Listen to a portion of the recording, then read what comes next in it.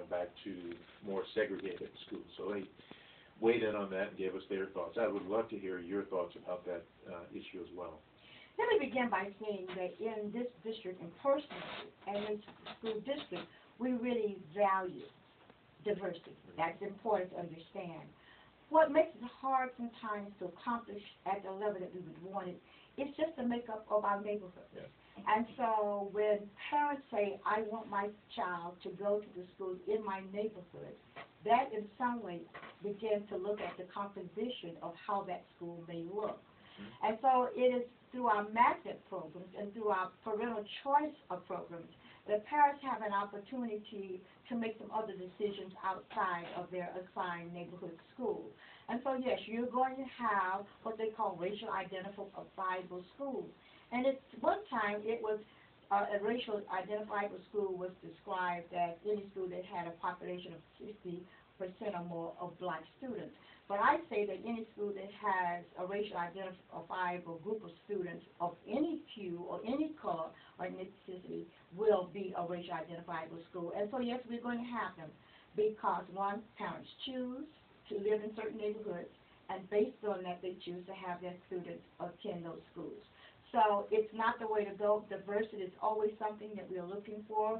We're trying to create an environment where kids, no matter where they go, I think at the end of the day, what is the most important thing is that all children, no matter where the school is located, they have the highest quality of education that we can afford them. Absolutely, absolutely. So with all of your time on the school board, are there one or two things that you are most proud of in terms of your service on the school board that you'd like to share with our listeners that you would hope would continue if you are reelected?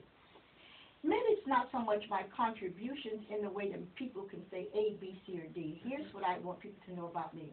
First of all, I'm visible in the community in many, many ways. I want people to understand that I'm always going to be responsive. I'm going to call them back, email them back, meet with them if that's what they want to do, depending on how that conversation is going to do. The other thing that I want people to know that I'm reliable, that when they ask me to do something, I'm going to follow through on it. I always have their children's best interest at heart.